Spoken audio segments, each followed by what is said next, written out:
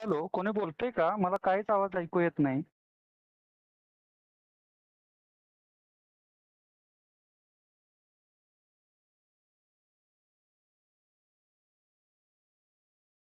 Post पर mute वर आहे त्याचं.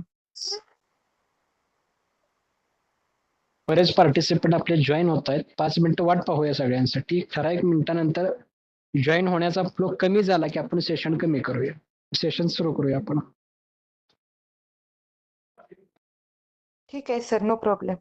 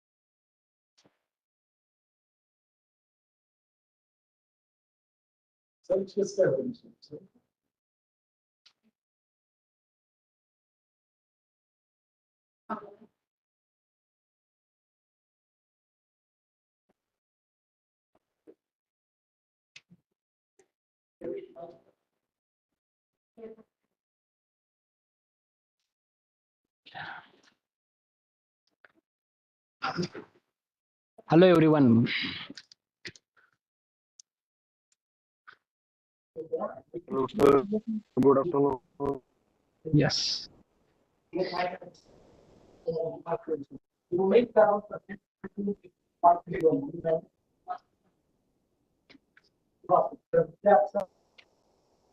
परवा दिवशी आपला इंडक्शनचा प्रोग्राम झाला, त्यामध्ये बऱ्यापैकी शंकांचं आपण निरसन केलं आणि it was very first session after taking official admission to our distance mode MBA programme. त्यानंतर आपण आज सगळे भेटतोय आपलं पहिलं session for the first paper principles of management.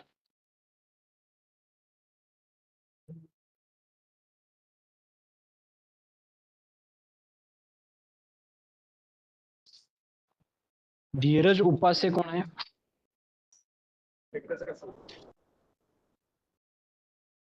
Dheeraj Upase.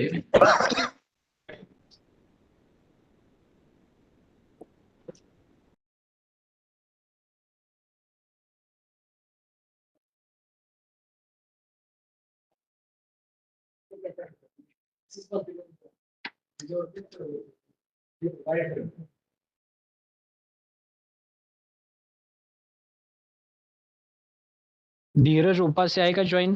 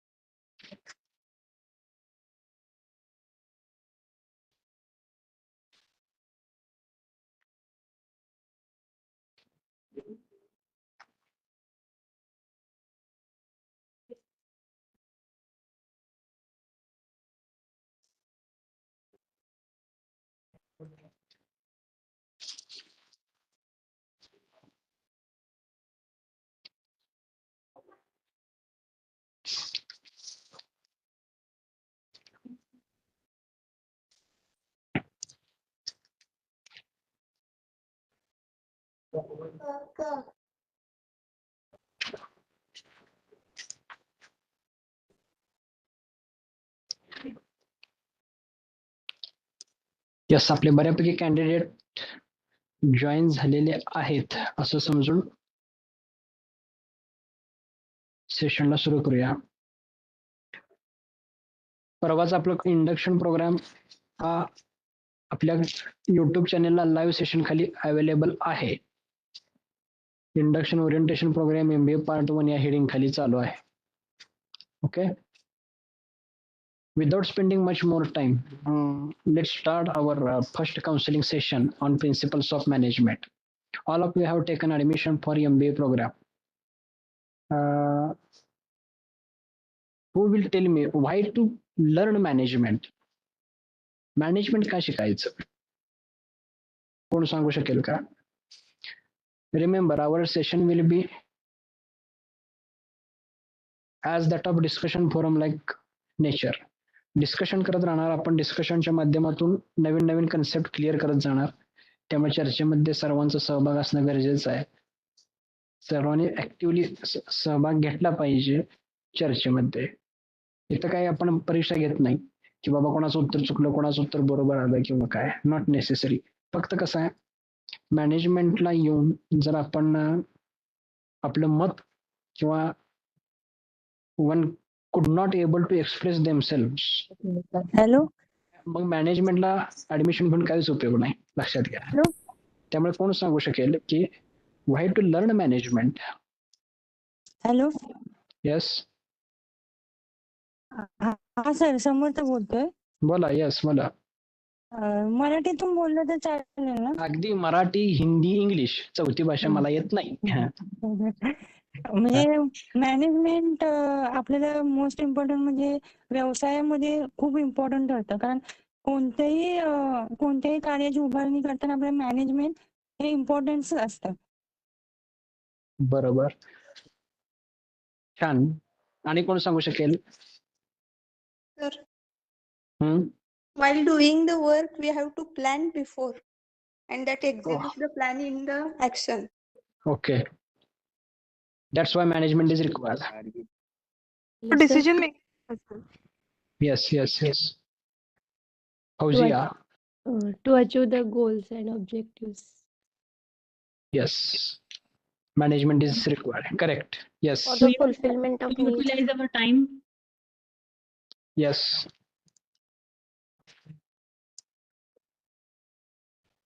Any another reason why to learn management?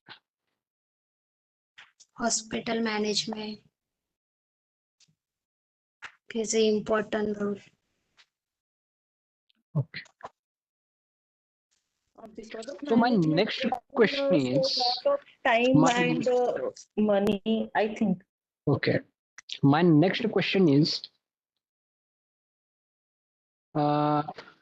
every businessman has taken formal admission to such management programs, or without doing such management programs no one can become a businessman or become a manager? असं होऊ शकतं का? No.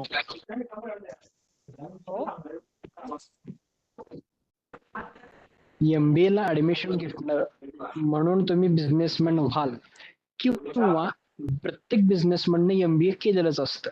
काय म्हणणं तुमचं याबद्दल? Not necessary to do MBA. Not necessary. For which purpose not necessary to do MBA?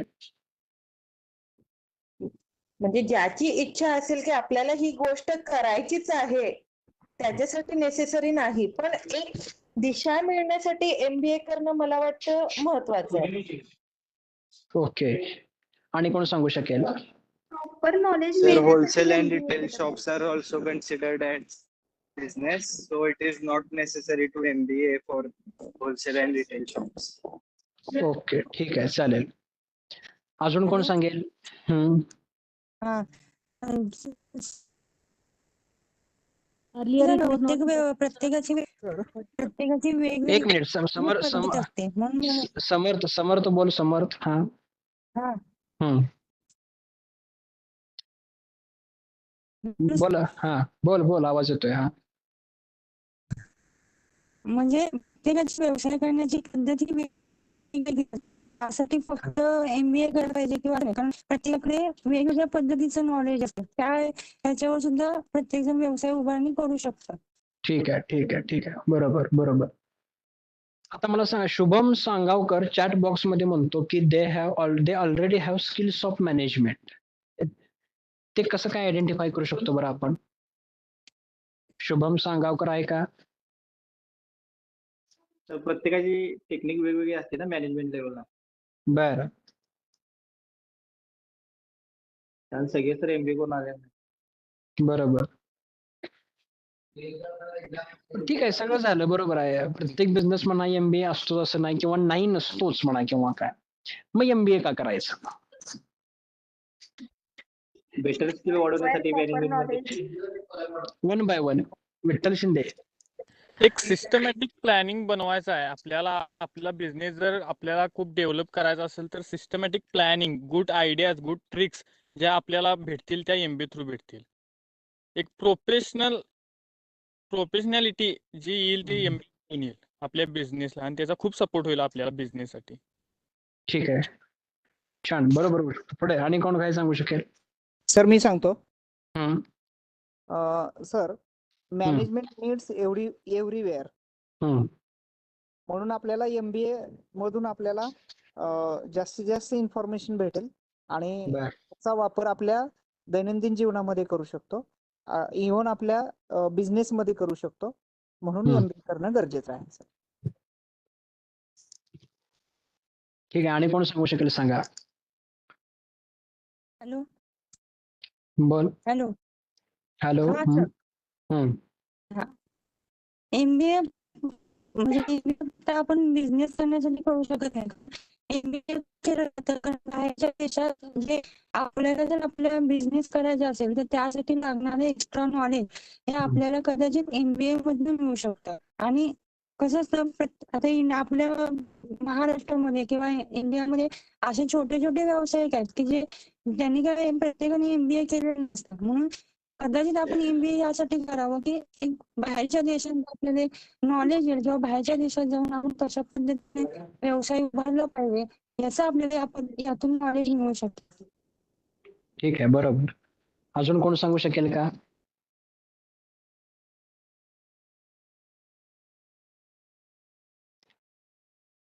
ठीक आहे, बऱ्यापैकी हॅलो. हा बोला बोला. हा तर आता मॉडर्न एरामध्ये नवीन बिझनेस इन्व्हेंट व्हायले, मग त्यासाठी आपल्याला अडॉप्ट व्हायला MBA नेसेसरी आहे.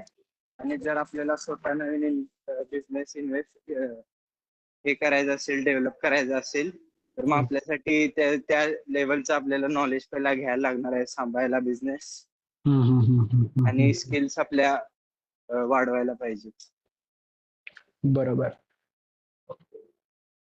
MBA केल्यामुळे क्वालिटी ऑफ नॉलेज वाढतं. क्वालिटी ऑफ नॉलेज वाढतं. छान छान. पुढे. MBA केल्यानं to increase the quality and quantity of job opportunities. बरोबर. कारण सगळे बिझनेस म्हणताय, जॉब बद्दल कोण बोलत नाही. मला जर ऐकून बरं वाटलं होतं की जे ते सगळे बिझनेस करतात, कारण त्याची गरज आहे आज म्हणतोय आपण सगळे, तशी जॉबची पण तशी जॉबची पण गरज आहे. बरोबर आहे.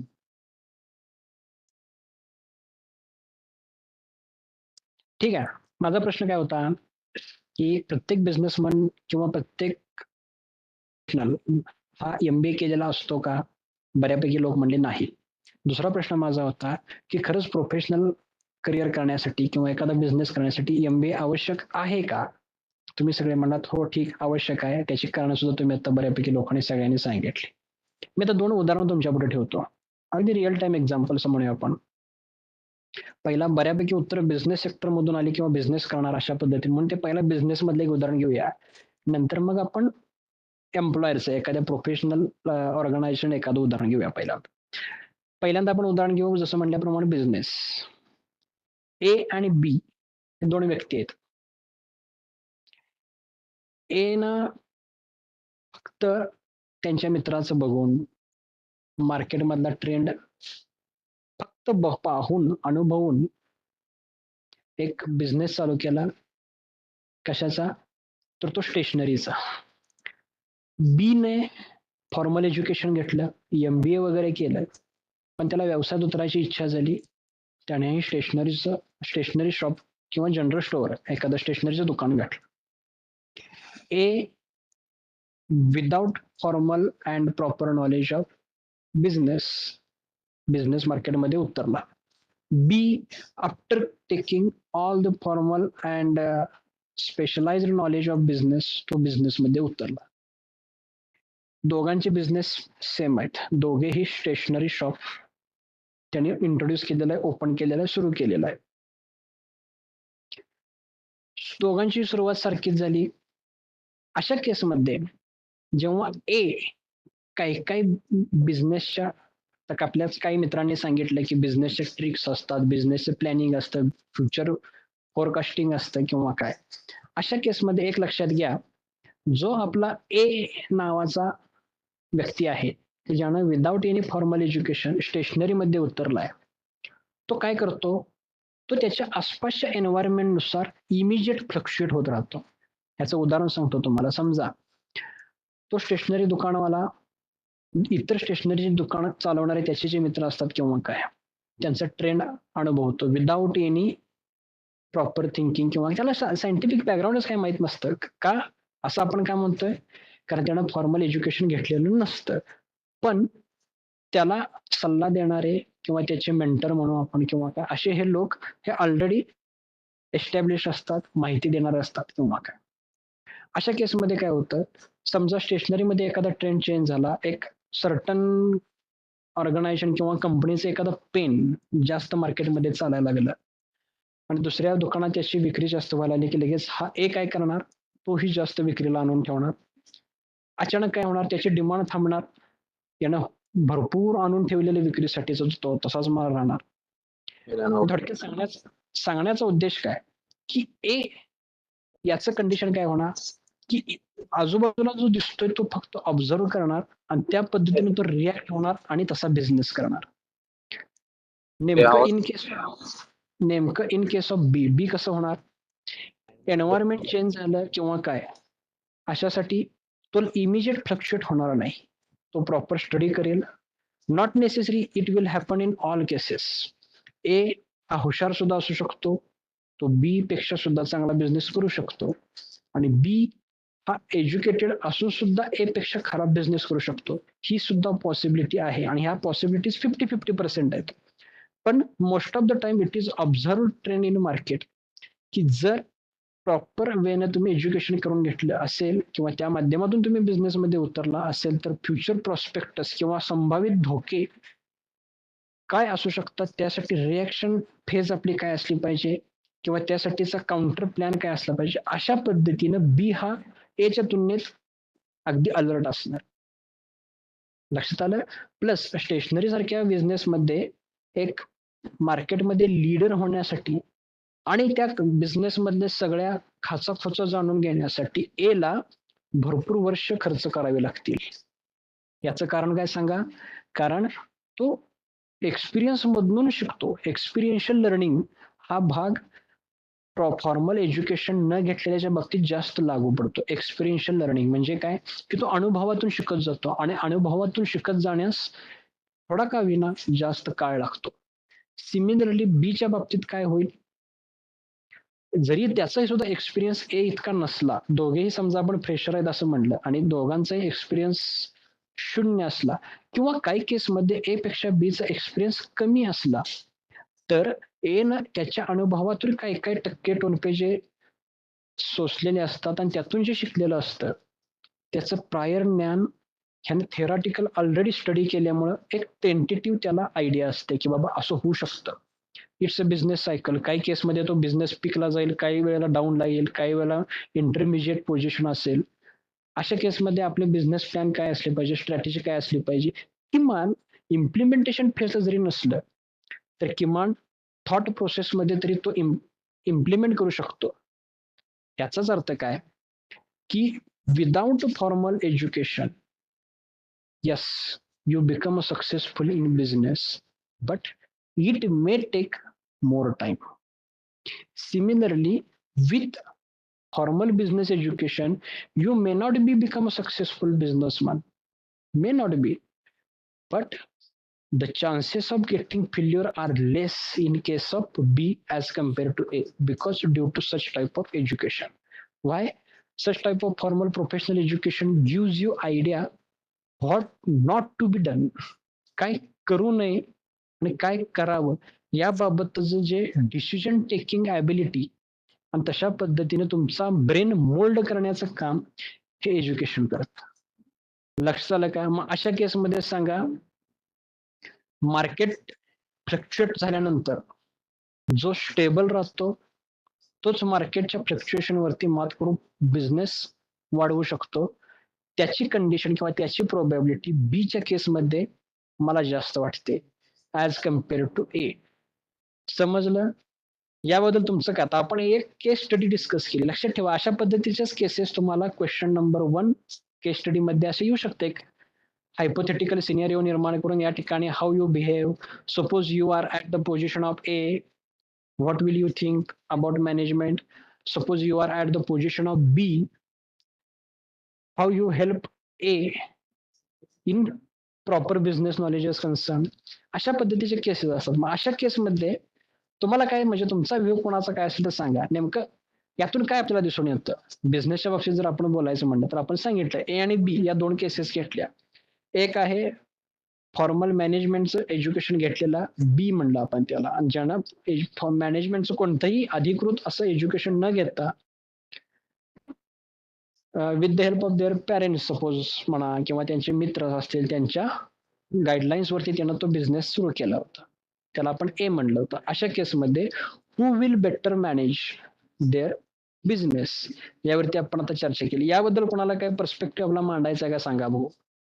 कारण यातूनच गोष्टी क्लिअर होत जाणार आहेत की why to take admission to MBA, why to grab the degree of MBA and what are its pros and cons.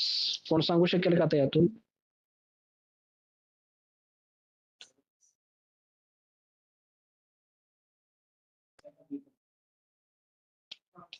कोण सांगू शकेल का याबद्दल तुमचे पर्स्पेक्टिव्ह काय आहेत? मी एक छोटस उदाहरण सांगितलं. जेव्हा हा हा सर, म्हणजे तुम्ही कसं ज्या पद्धतीने एक एक्झाम्पल सांगितलं, तसं जर आपण एक नॉर्मल एक्झाम्पल घेतलं की समजा चहा विकणारा, समजा चहा टपरीवाला जरी म्हटला की त्याच्याकडे कोण, म्हणजे तो सुद्धा एक मॅनेजमेंट करूनच व्यवसाय उभा करतो, पण त्यांच्याकडे कोणतंही असं नॉलेज नसतं किंवा एज्युकेशन नसतं, तरी तो आज आपण महाराष्ट्रामध्ये बघितलं की त्यांचा व्यवसाय किती चांगल्या पद्धतीने चालू शकतो किंवा ते चांगल्या पद्धतीने करू शकतात. बर, मग मला सांग, असं सगळे चहावाले जे मॅनेजमेंट शिकले नाही इतके सक्सेसफुल झालेत का? एक्सेप्शन केसेस असतात ना. मी काय सांगितलं, ही प्रोबॅबिलिटी 50% आहे. पण असं होतं का की विदाउट एनी फॉर्मल एज्युकेशन सगळे सक्सेसफुल झालेले आहेत? असं पण नाही ना. नाही. हा म्हणजे ते मला म्हणजे ते डाऊट कळलं, पण एक आपण फॉर एक्झाम्पल समजा घेतलं तर त्याच्यातनं सुद्धा काही असं करू शकतात ना, असं माझं म्हणणं. शेवटी कसं आहे, एका वाक्यात मी याचं कन्क्लूड करतो मी आता की to be successful education matter doesn't matter based upon case to case. कारण काही काही केसेस आपण बघितले की ज्यांनी अजून शाळा कॉलेजेस पायरी सुद्धा चढलेली नसते, they are at the peak of success असं आपण म्हणतो काही काही केसमध्ये. आणि ज्यांनी ह्यूज डिग्रीज आणि ह्या सगळ्या गोष्टी घेऊन सुद्धा आज ते कुठल्या अवस्थेत आहेत किंवा काय, त्याला बाकी फॅक्टर कारणीभूत असतात म्हणा किंवा काय. पण सांगण्याचा एकच उद्देश की what is the benefit of taking such a formal education घेण्याचा बेसिक फायदा काय होऊ शकतो की जी गोष्ट तुम्ही एक्सपिरियन्शियल लर्निंगने जास्त वेळ खाऊन नॉलेज गेन करता तो तुम्ही या एज्युकेशन मधून इमिजिएट ग्रॅब करू शकता. That's all. या एका मुद्द्यासाठी formal education of a business is introduced by central government in India. समजलं का नाही समजलं अजून मला सांगा.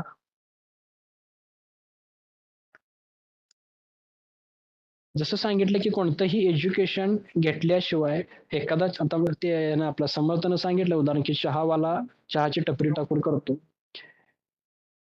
ठीक आहे, आता गंमत सांगतो तुम्हाला. समजा आसामच्या भागात काहीतरी दंगा सुरू झाला किंवा आसामच्या भागात काहीतरी खळबळ झाली आणि तिथली सगळी वाहतूक व्यवस्था ठप्प झाली. ह्याचा आणि चहाचा काय संबंध हो? आसाममध्ये चहाची लागवड मोठ्या प्रमाणात होते. बरं, यासाठी काहीतरी एज्युकेशनचं बॅकग्राऊंड असल्याशिवाय तुम्हाला चहाची लागवड आसाममध्ये आहे हे कळालं की आणि कुठल्या माध्यमातून कळालं? असल्यामुळे कळालं. कुठल्याही गोष्टी मग बेसिक ठीक नॉलेज आहे. हे खरंच खूप महत्वाचं आहे. Without any basic knowledge we can't go more far. Yes, same thing. Also या केसमध्ये एखादा बिझनेस बॅकग्राऊंडचा चहावाला काय करेल? आय थिंक तो केरळाकडे तोपर्यंत लक्ष देईल. ठीक आहे, ही सेम केस ज्याचं मॅनेजमेंट बॅकग्राऊंड नाही तो करू शकेल का? त्याला तोपर्यंत ते समजायला खूप वेळ लागेल. हेच मी म्हणतोय, जे एक्सपिरियन्शियल लर्निंग अनुभवातून शिकण्यासाठी जो time span, huge time span जाणार आहे, तो टाइम स्पॅन डायरेक्ट रिड्यूस होतो तुमच्या फॉर्मल एज्युकेशन घेतलेल्या केसमध्ये. लक्षात आलं का? Yes sir, I get the point. Yes, हेच मला सांगायचं होतं. हिंदी में बोलते हर बार खुद गलती करना जरूरी नहीं है, दूसरों की गलती से सीख सकते हैं और इसलिए दूसरों की गलती से सीखने के लिए तुम्हें पहले फॉर्मल एज्युकेशन के द्वारा कुछ तो सीखना चाहिए. आता आपण जे शिक्षण घेतोय किंवा आपण जे काही प्रिन्सिपल्स किंवा काय शिकणार आहे, हे जे काही management thinkers, management gurus Indian असतील, फॉरेनर असतील, त्यांनी त्यांच्या चुकातून शिकलेलं आहे, त्यांनी ते थिअरी प्रपोज केलेली आहे आणि त्या थिअरीच्या माध्यमातून आपण या वेगवेगळे मॉडेल शिकणार आहे म्हणा किंवा काय. हेच काय की दुसऱ्या आता म्हणल्याप्रमाणे की दुसऱ्यांचे गलतीओं से सीखणं, पुढच्याच हेच मागचा शाणा असं मराठीत म्हण आहे, तशा पद्धतीने गोष्ट होते. चला, आणि कोणाला काय बोलायचंय का? कारण का लक्षात ठेवा, जेव्हा तुम्ही एखाद्या प्रोग्रामला ऍडमिशन घेता, म्हटलं जाते की 5 प्रश्न स्वतःला विचारा. का, कसे, केव्हा, कुठे, 5 WH questions, why, what, where, whom, why, अशा पद्धतीने. याचा उद्देश सांगतो. एक once your goal, your target get clear, you will not get disturb by any other influences. तुमचं एकदा टार्गेट फिक्स झालं, मनात कोणतीही अँबिग्युटी नाही राहिली, तर आणि तरच तुम्ही सक्सेसफुली पुढे जाऊ शकाल. सक्सेसफुली तुम्ही तुमचं एम, टार्गेट, ऑब्जेक्टिव्ह काय असेल ते अगदी इफेक्टिव्ह आणि इफिशियंट मॅनरने पूर्ण करू शकाल. लक्षात आलं? कारण तुमच्या विचारात firmness, confirmness in thought process येण्यासाठी जी थिंकिंग लेवल किंवा अंडरस्टँडिंग लेवल आहे तीच इन्क्रीज करण्याची, त्याचबरोबर in depth how to think and how to implement various tools and techniques of analysis, root cause analysis and all, ह्या सगळ्या गोष्टी तुम्हाला या माध्यमातून शिकायला मिळतात. नक्की तुम्हाला कोण बाहेर सांगणार नाही किंवा काय. आता मला सांगा, बिझनेसमध्ये तर बिझनेस सिक्रेट्स या नावाखाली दुसरा एक बिझनेसमन तुम्हाला चांगला सल्ला देईलच याची खात्री नाही हो आजकाल. तो का बरं सेम सेक्टरमध्ये असताना दुसरा बिझनेसमन तुम्हाला फ्री ऑफ कॉस्ट काउन्सिलिंग का करेल, का सल्ला देईल? कारण तुम्ही त्याच्यासाठी कॉम्पिटिटर आहात. तो असा एखादा सल्ला देऊन तुम्हाला मागं पाडून स्वतः प्रॉफिट मिळवू शकतोच ना. हे कळणे इतपत तर किमान नॉलेज येण्यासाठी जो नॉन एज्युकेशनल बॅकग्राऊंड वाला कॅन्डिडेट जितके काळ घालवू शकतो, डेफिनेटली तितका काळ क्वालिफाईड कॅन्डिडेट नाही घालवू शकत. That is only one major and important benefit of having management background education to enter in to business. Same in case of job market. लक्षात आलं? आणि कोणाला काय याबद्दल म्हणायचं आहे का सांगा, मग आपण पुढे जाऊ. तर त्या केस स्टडी बद्दल मग घ्यायचं काय नेमकं, स्टेशनरीचं ए आणि बी? कसा लक्षात घ्या, केस स्टडीचा क्वेश्चन काय त्याच्यावरती अवलंबून असणार. 2 टाईपचे केस स्टडीचे क्वेश्चन असणार. आता आपण तुम्ही जर बघितलं असेल अगदी बारकाईनं आपलं युट्यूब चॅनल, तर त्यामध्ये मी how to solve case studies नावाचं एक ऑलरेडी आपलं एक सेशन मी मागच्या वेळेला घेतलं होतं, ते टाकलेलं आहे, त्यावरती अपलोड केलेलं आहे. तर ते केस स्टडीमध्ये सुद्धा प्रकार असतात. एक क्वेश्चन बेस्ड केस स्टडी असते की ज्याचा रिलेव्हन्स तुमच्या case with concern theory of syllabus या दोन्हीच्या मिळून तुम्हाला उत्तर लिहायचं असतं. आणि दुसरा एक भाग असतो तो directly with the background of your knowledge, theoretical knowledge gain from your syllabus academics, तुम्हाला डायरेक्ट त्या केसला अनुसरून उत्तर लिहायचे. असं 2 प्रकारचे केसेस असतात. आपले once we conclude all the sessions, एक्झामच्या ओरिएंटेशनने जेव्हा काही आपण सेशन घेऊ, म्हणजे how to prepare for exams and how to appear for काही स्टडी लाईक क्वेश्चन्स, त्या केसमध्ये आपण ते डेफिनेटली कव्हर करण्याचा प्रयत्न करू. ओके, लक्षात आलं? यामध्ये काय शंका आहे का तुमचं? आता मनातून हे क्लिअर झालं का व्हाय टू डू मॅनेजमेंट? का अजून कोणाला शंका आहे? पुढे जाऊन असं व्हायला नको की 3 सेमिस्टर झाली आणि 4थ्या सेमिस्टरला वाटलं अरे मी उगाच ऍडमिशन घेतलं MBA ला. असं काय व्हायला कामा नाही. श्रीनिवास देवी. हा हा सर, मी तुम्ही आता जे उदाहरण सांगितलं त्याच्यावरून मी सांगू शकतो सर. मी 15 वर्ष झाले सातारा शहरामध्ये पेपर दुधाचा व्यवसाय करतोय.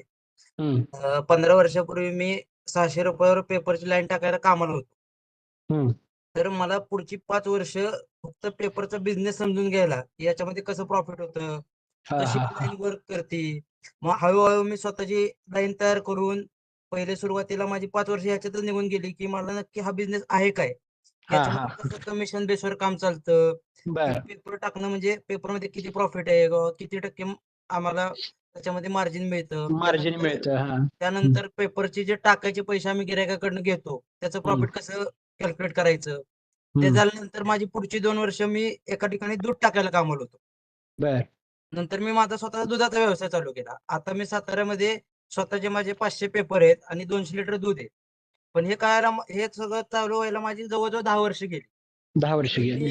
कारण कसं आहे, मी जे म्हणजे आता तेव्हा माझं वय होतं 15 वर्ष. तेव्हा मला या गोष्टी कळायला खूप अवघड होतं आणि सांगणार पण कोण नव्हतं. कारण कॉम्पिटिशन धंद्यामध्ये आमच्या खूप असते. हे दिसताना लहान काम दिसतं की बाबा पेपर टाकतोय किंवा दूध टाकतोय, पण खूप म्हणजे त्याच्यामध्ये पण खूप हे असतं. पण मला हे कळायला खूप वर्ष गेली की आपण कसं पुढे प्रगती केली पाहिजे. जर माझ्याकडे मॅनेजमेंट स्किल्स असते किंवा मला प्रॉपर गायडन्स मिळाला असतात प्रॉपर एखादा त्यातल्या तज्ञ माणसाकडनं, तर माझी खरीच 3 ते 4 वर्ष त्याच्यामध्ये वाचली असती आणि मी अजून चांगली प्रगती अजून कमी वेळात करू शकलो असतो. Yes yes yes. हा, तर ही गोष्ट कसं मी माझ्या अनुभवातून मी तुम्हाला सांगू शकतो की प्रॉपर नॉलेज असणं त्या गोष्टीचं आणि ते वेळेमध्ये मिळणं खूप महत्वाचं आहे. अगदी बरोबर, अगदी बरोबर. टाइम निघून गेल्यानंतर ते जर नॉलेज मिळालं तर ते आपण त्या बाकी सगळ्यांच्या रेसमध्ये आपण थोडंसं मागं राहत जातो. बरोबर. असं होतं. म्हणजे हे माझ्या स्वतःच्या अनुभवावरून मी तुम्हाला म्हणजे सांगू शकतो. अगदी बरोबर. पण आता श्रीनिवास, एक गंमत बघायची. इतके वर्ष तू केल्यामुळं तुला हे मॅनेजमेंट जे आता अकॅडमिक्स मधलं तू शिकणार आहेस, हे शिकायला तुला फार सोपं जाईल. फक्त एक काम करावं लागेल तुला, बरं का, या केसमध्ये. कारण आपण एखाद्या बिझनेस बॅकग्राऊंड मधून, एखाद्या जॉब बॅकग्राऊंड मधून जेव्हा आपण फॉर्मल एज्युकेट, आपल्यापैकी बरेच लोक हे त्यांचं ग्रॅज्युएशन संपून 5 वर्ष झालेले आहेत, 10 वर्ष झालेले आहेत, 15 वर्ष झालेले आहेत. त्यांचा या अकॅडमीशी रिलेव्हन्स कमी झालेला आहे. पण ते डे टू डे लाईफ मध्ये through business, through there job profile, हे या मॅनेजमेंट प्रॅक्टिसेसशी दररोज खेळ करत असतात किंवा दररोज इम्प्लिमेंट करत असतात, दररोज त्याच्या माध्यमातून एक भाग बघत असतात.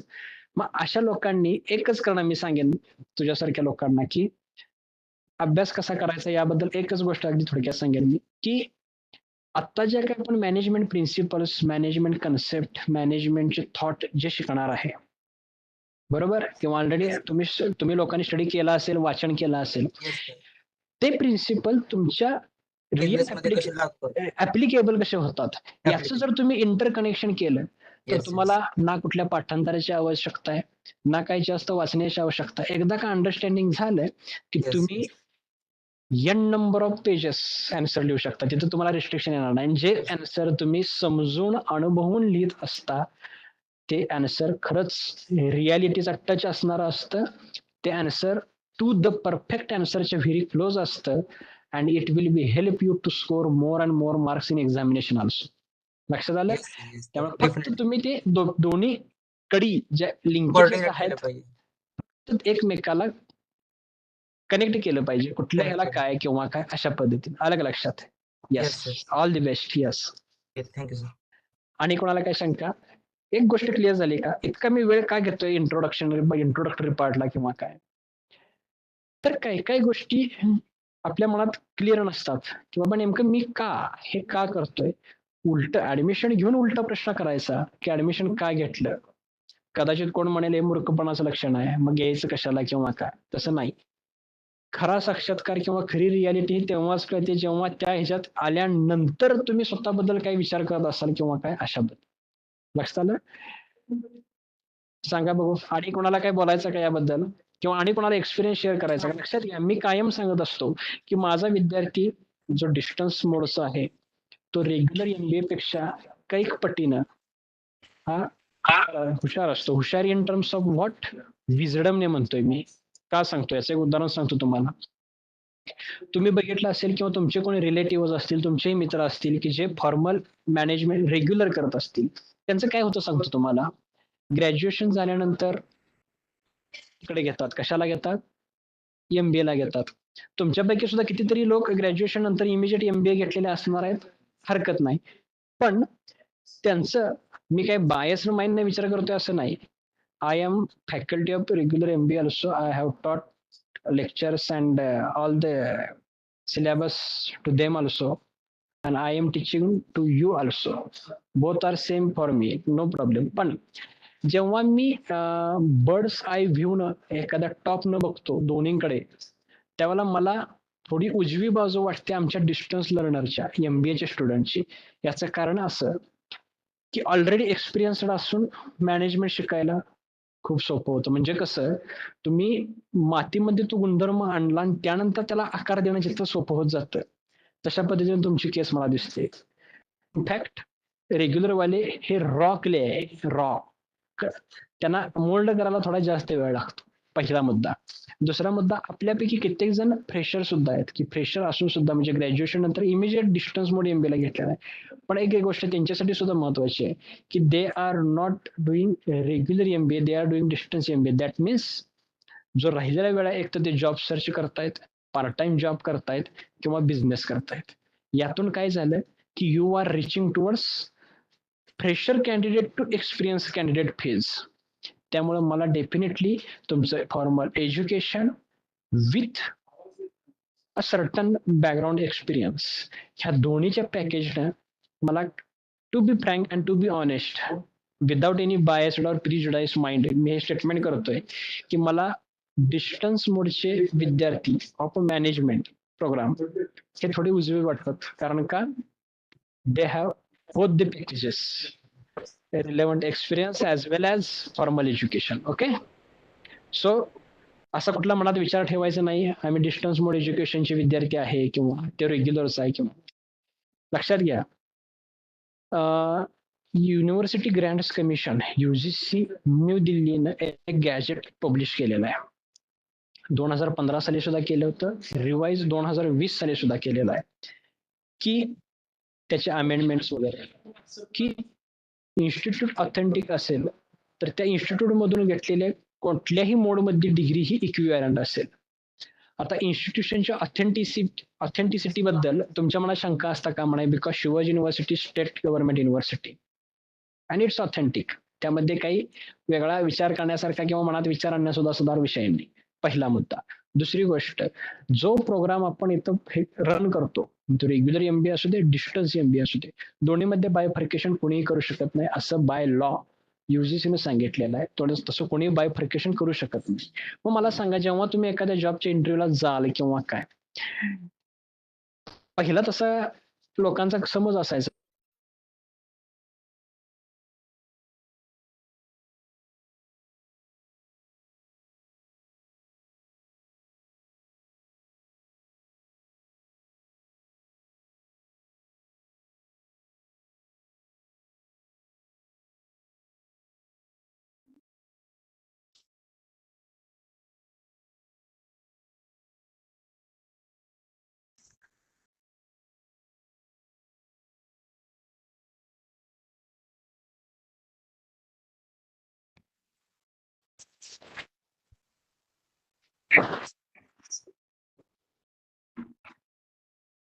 हे इतका वेळ घालवण्याचं कारण आपली फक्त दिशा क्लिअर झाली, बस, पुढचं काही अवघड नाही.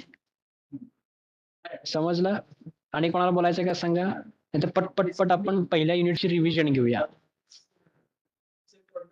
तुम्ही सगळ्यांनी सांगा मला, आपलं principles of management thoroughly study material read केलंय का? हँड रेज करा कोणी कोणी रीडिंग केलेलं आहे त्यांनी.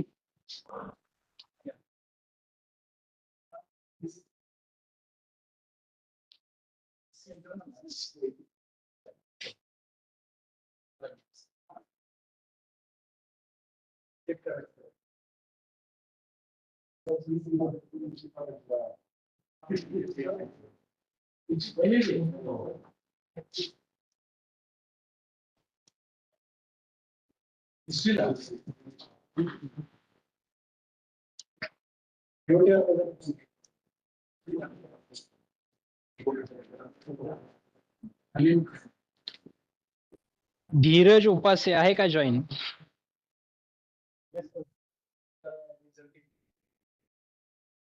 आहे ना. धीरज उपासे आहे ना? आहे सर. येस. चॅटबॉक्स मध्ये काय टाकलं होतं? तर अहो ते काय समजणं झालं. क्लासमध्ये म्हणतात की पण मुलं असेल तरच आम्ही घेणार, नाही तर काय घेणार. Please call for private class म्हणजे काय सांगायचं नेमकं त्यातून? तुम्ही प्रायव्हेट क्लासेस घेता? मी नाही घेत सर. क्लास घेतात ते म्हणतात की मुलंच नाहीत आमच्याकडे, त्यामुळे आम्ही नाही घेत. आवाज क्लिअर येत नाही तुमचा. सर लोक 10-15 असतील तर आम्ही घेऊ शकतो, नाही तर नाही घेऊ शकतो. त्या काय समजायला झाले. तेच म्हणतो, तुम्ही क्लासेस घेता का?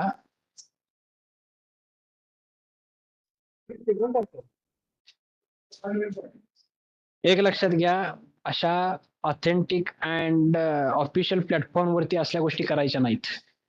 पहिला मुद्दा. दुसरा मुद्दा, ज्याला जर अवघड वाटत असेल किंवा काय, तो ज्याचा तो स्वतःचा मार्ग निवडत असतो. बरोबर. अशा काही केसेस मागच्या वर्षी घडल्या होत्या की बाहेरच्या अज्ञात व्यक्ती, दृश्य अदृश्य शक्ती अशा ह्याच्यात कामाला लागून आर्थिक फसवणूक होण्याचा सुद्धा धोका संभवतो. तशा केसेस घडलेल्या आहेत. त्यापासून मी तुम्हाला सावध करणं माझं काम आहे, बिईंग अ फॅकल्टी. त्यामुळे क्लास लावणे न लावणे, तुम्हाला क्लास लावल्याशिवाय समजतं नाही समज, हा सर्वस्वी विद्यार्थ्याचा वैयक्तिक प्रश्न आहे. त्यासाठी अशा ऑथेंटिक ऑफिशियल प्लॅटफॉर्मचा गैरवापर म्हणतोय मी, गैरवापर होता कामा नये याची खबरदारी घ्यावी. आणि असेच काहीतरी उद्योग होत असतात. म्हणून आपण व्हॉट्सअपची कम्युनिटी करतो की ज्यामध्ये फक्त ऍडमिन आणि कॅन्डिडेट हेच फक्त एकमेकाला दिसतात. बिईंग ऍडमिन मला सगळे दिसत असतात, पण कॅन्डिडेटला फक्त ऍडमिन आणि तोच दिसत असतो, to maintain certain amount of privacy. पहिला गोष्ट. आणि दुसरी गोष्ट म्हणजे फक्त admin can send only messages ठेवण्यामाग सुद्धा उद्देश तोच आहे की असे काहीतरी ऍडव्हर्टाइजमेंट चालू होत राहतात. लक्षात आलं? ओके, चालेल. उपास आहे, काळजी घ्यायची यापुढे तशी. ओके ओके, चालेल. आता आपण क्विकली आपल्या त्या पहिल्या युनिटचा रिकॅप घेऊया, जो तुम्ही ऑलरेडी स्टडी केलेला आहे.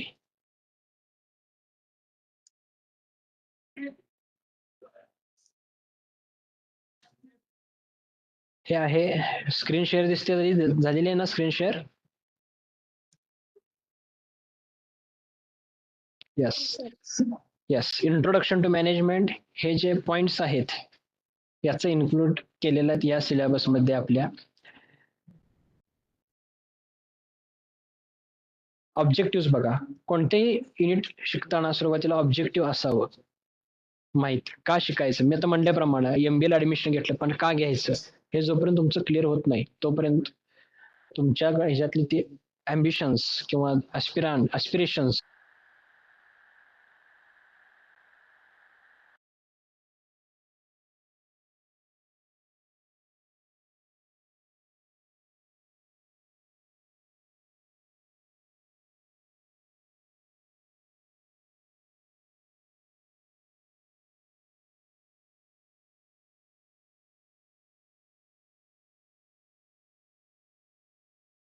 understand profile of various management, responsibility of management, apply management concept as well as use of various business environment.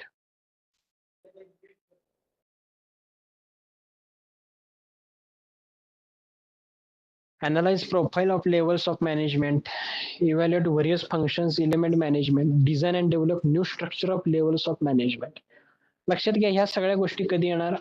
Unless and until you are not going to be familiar with what exactly management is, what is its nature, what are its scope, what are various levels of management and all.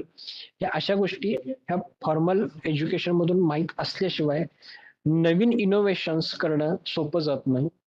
लक्षात घ्या. यामध्ये काय सांगितलेलं आहे, management introductory part आहे इथे. Meaning of definition of management इथे बघितलं. Management is an art of getting things done through other people. Generally, there is a need of services from other people to complete any task in a group of people. What it means? Management is an art. Management is an art of getting things done through other people. Now, a little bit scenario has been changed. Not only through other people, with the other people, because your active involvement is also expected. Okay, so revised definition will be such as: a management is an art of getting things done through and with or through the other people. Generally, there is a need of services from other people to complete any task. Okay, this is nothing but the general concept of management. So you will find here various management thinkers, various well-known authors in management sector has given the various definitions of management concept. Management is an organization. Organs can be described and defined only through their functions. Management is not a people, it is an activity. Management is a function. Management defined for conceptual purposes. Likewise, these all are the management definitions. When it will be applicable, it is applicable to know the wide horizon of a concept of management. Also, when a question will arise in your examination that what is meant by management or explain the concept of management, you have to give answer backed up with these various definitions. And try to remember that don't mug up or recite all the things as it is as given in study material. Try to understand their meaning and try to write answers in examination in your own words. Important points and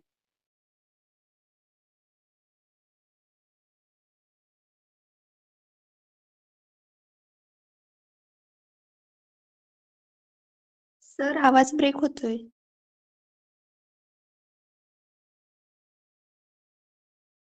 of that question paper will definitely know that whether your answer is from your own side or you have recited it or have done a copy from somewhere else.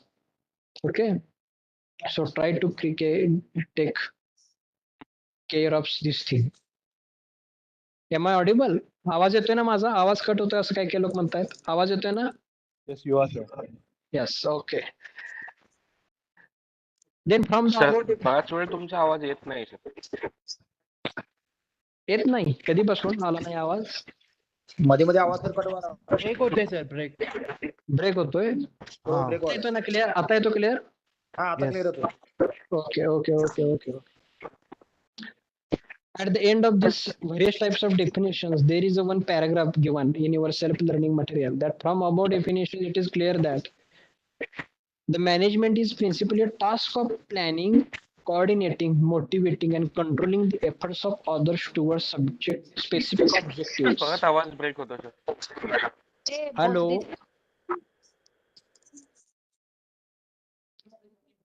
Hello, आवाज येतोय का? हा येतोय sir. ठीक आहे, okay. आता या सगळ्या डेफिनेशन मधून एक गोष्ट क्लिअर होती की what management includes certain type of functions. Which are those? आपल्या सेशनच्या सुरुवातीला सांगितलं होतं कोणीतरी प्लॅनिंग महत्वाचं आहे, प्लॅनिंग आहे. कोणीतरी सांगितलं होतं प्रॉपर कोऑर्डिनेशन किंवा काय अशा गोष्टी लागतात, तेही महत्वाचं आहे. तर यातून आपल्याला त्या गोष्टी क्लिअर होत असतात की प्लॅनिंग आहे, कोऑर्डिनेशन आहे. कोऑर्डिनेशन म्हणजे काय सांगू शकाल? पार्टनरसाठी आपण कसं हे करणार, कोऑर्डिनेट करणार. समन्वय म्हणजे काय? Your bonding with other people, other department, other section two carry out collective work function to carry out certain task. Coordination. Okay. Motivation is a concept. काय आहे motivation? लिडरशिप क्वालिटी म्हणजे वर्कला कसं आपण हे करणार. लिडरशिप म्हणजे आपण बाकीच्या एम्प्लॉईजला आपण कसं हे करणार, म्हणजे काम करण्यासाठी प्रोत्साहन कसं देणार. बरोबर. Motivation. Yes. Motivation is like a promotion activity to promote the employees for a better productivity. Yes. By giving identification of their own good qualities. लक्षात घ्या, हे महत्वाचं आहे. तुमच्यामध्ये जो चांगला गुण आहे त्याचाच दाखला देऊन किंवा तेच दाखवून how that quality will be effective to achieve result in most efficient manner. Generally termed as a motivation. Okay. म्हणजेच काय म्हणतो तो उदाहरण सांगायचं म्हणलं तर आदित्य म्हणला की मोटिवेशन म्हणजे समजा for example quality given by the leader किंवा लीडरकडे ते मोटिवेशन असलं पाहिजे किंवा अशा पद्धतीने म्हणायचं म्हणलं तर मोटिवेट करतो म्हणजे आपण काय करतो. एखादं चांगलं काम तुम्ही केलं तर त्या कामाच्या अनुषंगाने काय म्हणतात, वा हे काम तू चांगलं केलं, छान केलं, इतरांच्या तुलनेत चांगलं. म्हणजे काय मोटिवेशन मिळालं तुम्हाला त्यांच्या शाबासकीतून. कशाच्या बेसिसवरती? तुम्ही एखादं चांगलं काम केलं त्याच्या. तुम्ही ते चांगलं काम का करू शकला? कारण ते काम करण्यासाठी आवश्यक असणारे स्किल्स अँड ॲबिलिटीज तुमच्याकडे होतात म्हणून. म्हणजेच काय, वाईड पर्स्पेक्टिव्हला किंवा वाईड अँगलला मोटिवेशन म्हणजे काय की तुमच्यातली एखादी स्किल सेट किंवा तुमच्यातला एखादा चांगली क्वालिटी याला मिळालेलं बक्षीस आहे ना, त्याला तुम्ही जितकं इन्स्पायर कराल किंवा ते काय म्हणतात, एक वचन आहे बघा याच्यामधलं की वन्नी तो चेतवा रे चेतवितांसी चेतवतो. म्हणजे प्रत्येकाच्या मनामध्ये किंवा अंतरंगामध्ये ती ॲबिलिटी आहे, ती फक्त तुमच्या समोर आयडेंटिफाय केल्याशिवाय तुम्ही त्या दृष्टीनं परफेक्ट काम करू शकत नाही. याचं उत्तम उदाहरण म्हणजे रामायणात मिळतं आपल्याला. कोण सांगू शकेल का?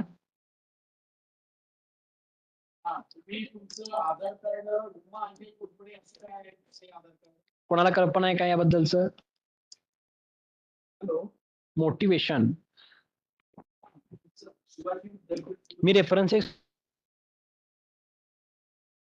तर रामाने जेव्हा सेतू बांधत होतं त्यावेळी लाकडांच्या सेनेला दिलं होतं मोटिवेशन. हनुमानला दिलतं म्हणजे त्याला हे करायला, म्हणजे ज्ञान, म्हणजे तो विसरलेला असतो विद्या त्याची ओढण्याची, ती त्याला सीताला भेटण्यासाठी होता आहे ते मोटिवेशन दिलतं. कृष्णाने अर्जुनाला दिलती. लक्षात आलं का? तुमचं knowledge will be only limited. म्हणजे एक डबक्यातल्या बेडकासारखं काम होऊन बसेल. आपल्याला समुद्र व्हायचा आहे. नारद मुनींनी वाल्याला जेव्हा मोटिवेट केलं त्यामुळे वाल्याचा वाल्मिकी होऊन ते रामायण सारखं महाकाव्य लिहू शकले. बर, ठीक आहे, बरोबर आहे, बरोबर, अगदी बरोबर. आणि कोण सांगू शकेल दुसरं उदाहरण? भरपूर उदाहरण सांगता येतील. अर्जुनाला दिलती सर. कृष्णाने अर्जुनाला दिलती, म्हणजे युद्ध लढण्यासाठी मोटिवेशन. अगदी बरोबर. ठीक आहे. अजून कोण सांगू शकेल? सगळ्यात महत्वाचं म्हणजे मला जे अपेक्षित होतं ते उत्तर सांगतो रामायणातलं की मला सांगायचं होतं. Hello hello hello. हा सर. रावणानं सीतेला पळवून नेलं तेव्हा रामाबरोबर फक्त लक्ष्मण होता जंगलामध्ये. त्यानंतर त्यानं सर्व वानर सेनेला बरोबर. पुढे बोला. हा, आवाज ब्रेक होतोय. हा,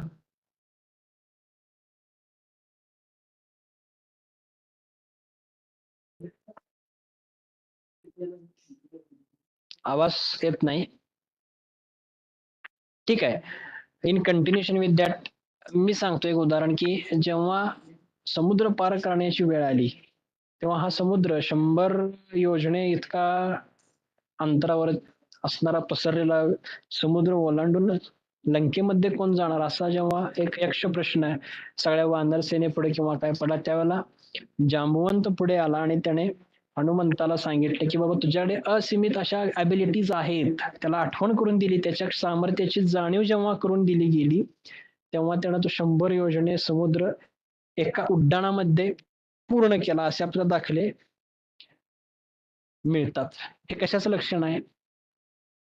तुझ्याकडे जे काही हिडन ॲबिलिटीज आहेत, ह्या कोणतरी एक व्यक्ती जोपर्यंत तुम्हाला सांगत नाही की बाबा ह्या क्वालिटीज तुझ्याकडे आहेत किंवा काय, तोपर्यंत तू काही काही बाबतीत आपल्याला लक्षात येत नाहीत. हे कशाचं लक्षण आहे? It is one of the form of motivation. बरोबर आहे की चुकीचं आहे? Yes yes yes. आणि नंतर कंट्रोलिंग का आवश्यक आहे? कारण कंट्रोलिंग म्हणजे काय? आपण एखादं म्हणतो वाहन चालवताना कंट्रोल करतो का?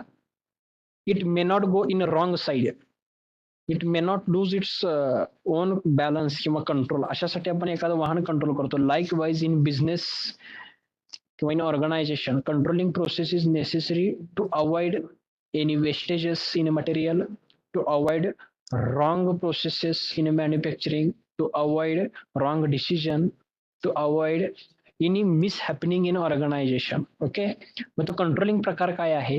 एखादं स्टँडर्ड सेट करायचं आणि त्या स्टँडर्ड सेट केलेल्या स्टँडर्ड नुसार इम्प्लिमेंटेशन बघायचं आणि इम्प्लिमेंट करताना सतत त्या स्टँडर्डकडे लक्ष ठेवायचं, whether we are achieving standard or not. If yes, go ahead. If not, try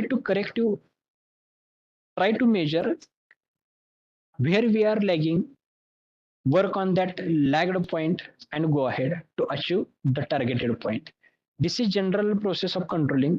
So planning, coordinating, motivating, controlling are the major and important aspects, you can say, the functionalities of the management. Okay, later on, nature of management you have read, might be managementचं स्वरूप कसं आहे? Nature, management is a process.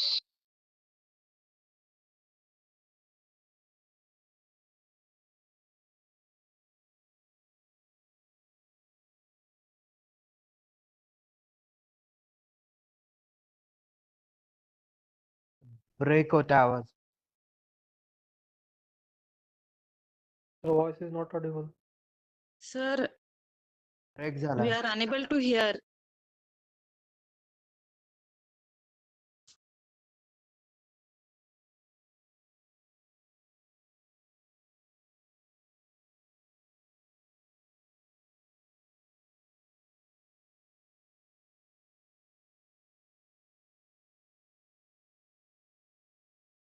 Management is an art, ते आपण कला आहे म्हटलं, पण आता इथं म्हणतो ते सायन्स आहे, शास्त्र आहे. का बरं असं का?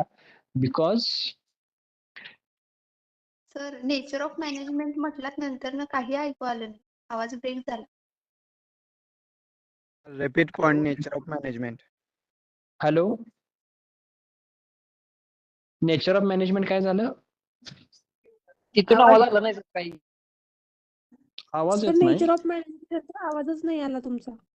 अरे बापरे, त्या बरं वर्ड ठीक आहे. मी क्विकली पुन्हा एकदा रिवाइज करतो की नेचर ऑफ मॅनेजमेंट म्हणजे मॅनेजमेंटचं स्वरूप कसं असणार आहे. ओके, त्यामध्ये आपण काय म्हणतो की मॅनेजमेंट इज अ प्रोसेस आपण कशाला म्हणतो? It is a sequential stages किंवा नंबर ऑफ स्टेजेस जेव्हा एकत्र येतात तेव्हा त्याची बनते process. That's why management is not a single stage. Management is a continuing stages followed by one stage after another stage. That's why it is treated as a management is a process. How it is so? We have seen that management consists of various functions such as planning.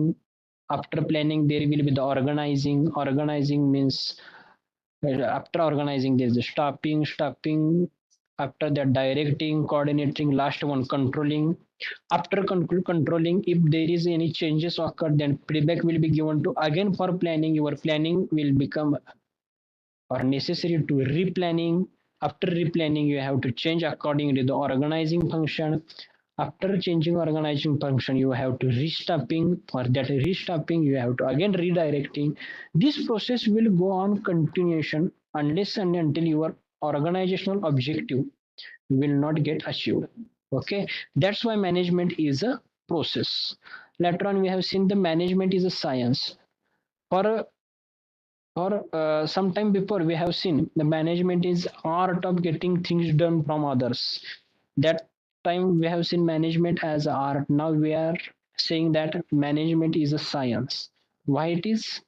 Because in a management also there, in science there are a lot many laws, rules, principles. Similarly, in management also there are a lot many rules, regulations, laws, principles based upon which we can treat management as a science, because there is a necessity of minimum 2 persons for direction and given response. Okay, in a science, suppose you take the example of your chemistry, unless and until two materials will not come together, there will not be happen a chemical reaction or chemical process. Likewise, in management, there is one direction given entity, that is one is sender and other is receiver. Sender will send orders, rules, regulations, plans, targets. Receiver will be receive it and execute accordingly. So here are also two entities like that of in a chemical reaction. Two reactants are there. Likewise, in this management also, two respondents, one is sender, other is receiver. There, that means two respondents are also there. That's why management also is a science. Management is an art also, because to manage other people's, to identify their strength, to identify others' weakness, and plan accordingly to achieve the organizational objective is really an art. That's why management is an art. Management is a profession. You know, management is a profession. Management is a discipline. Why? Because manager has to make rules, regulations. That's why we said it as a management is a discipline. Management is a purposeful activity. Why it is purposeful activity? Activity done purposefully generally term as a purposeful activity. सगळ्यांनी इकडे लक्ष द्या. आवाज येतोय ना? आपल्या मॅनेजमेंटमध्ये ज्या टर्मिनॉलॉजीज किंवा टर्म्स किंवा संज्ञा म्हणतो आपण मराठीमध्ये, त्या अशा आहेत की ज्या 99% सेल्फ एक्सप्लेनेटरी आहेत. आता मला सांगा, management is a purposeful activity.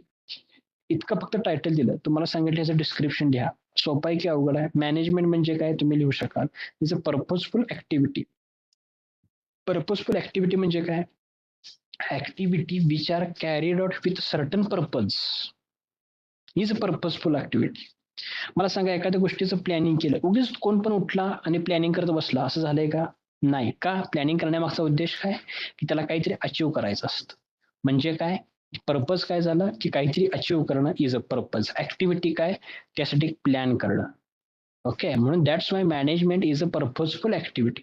म्हणून तुम्हाला मी कायम सांगत असतो, बिईंग अ डिस्टन्स लर्नर, तुमचे कान, नाक, डोळे सगळे जे पंच ज्ञानेंद्रिय म्हणतो ते सदैव सजग अलर्ट असले पाहिजेत. Management is a purposeful activity. म्हणलं की त्याच्याबद्दलचं डिस्क्रिप्शन किंवा थिंकिंग प्रोसेस तुमची अशी चालू झाली पाहिजे की नाही म्हणलं तरी 7-8 ओळी त्याच्यावरती तुम्हाला लिहिताच आलं पाहिजे. का?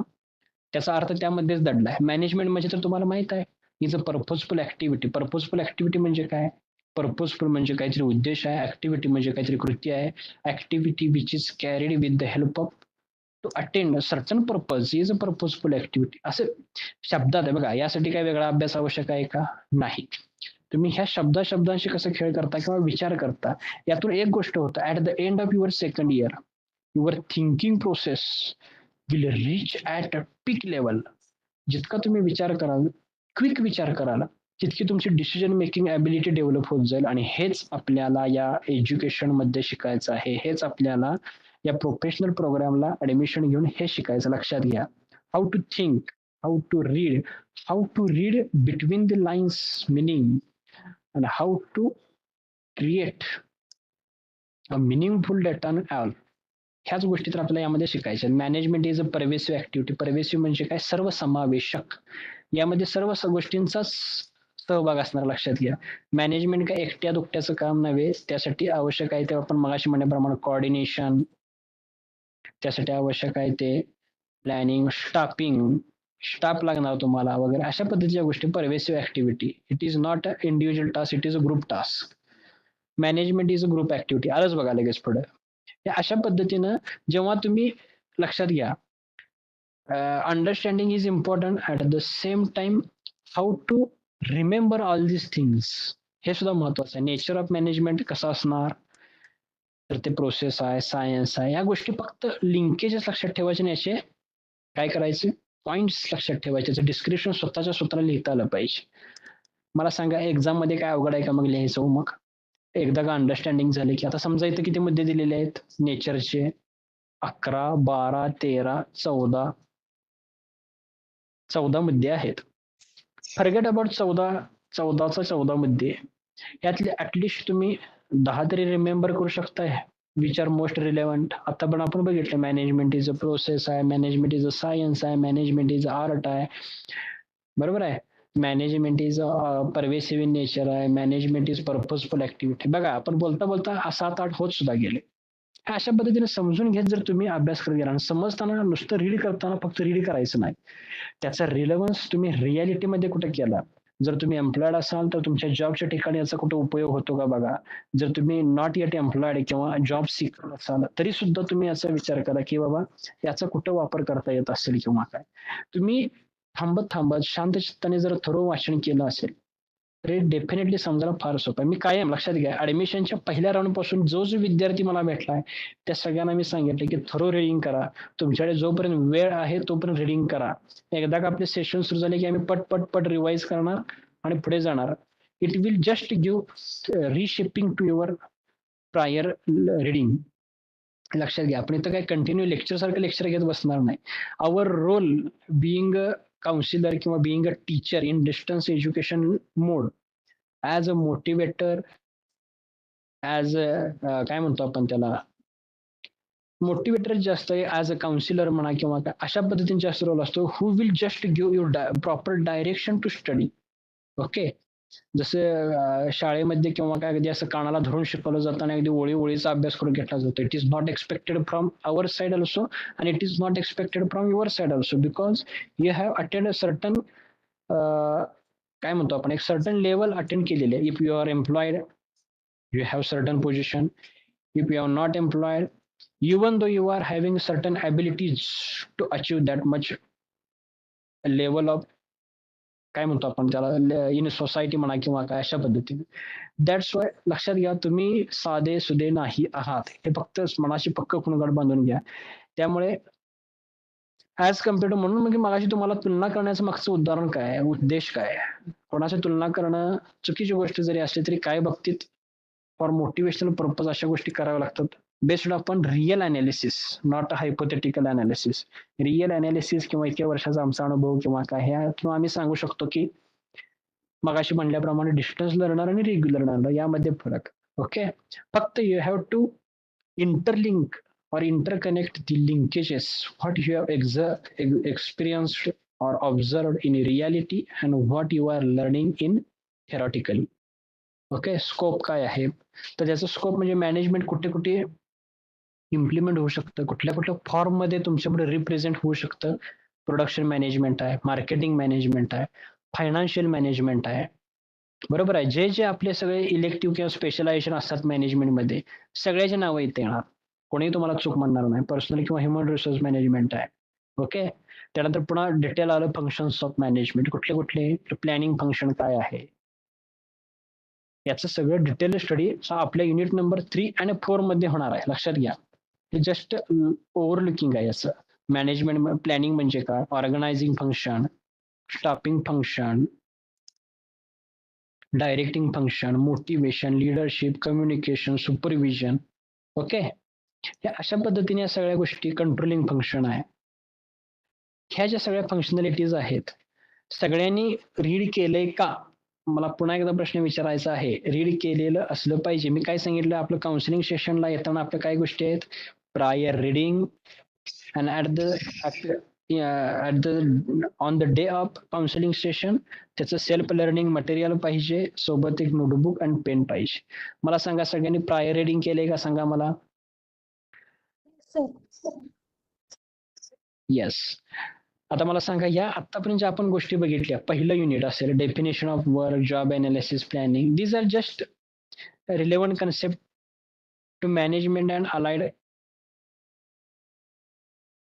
टर्मिनॉलॉजीज.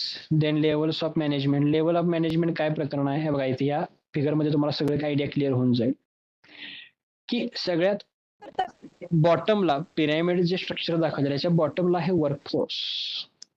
म्हणजे ऍक्च्युअल ब्ल्यू कॉलर लेबर.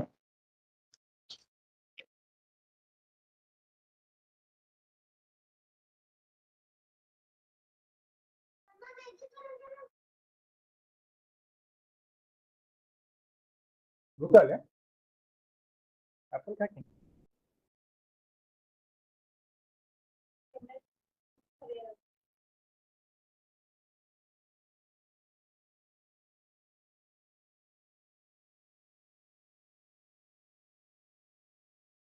यामध्ये असतो लोअर और ऑपरेटिव्ह मॅनेजमेंट मध्ये.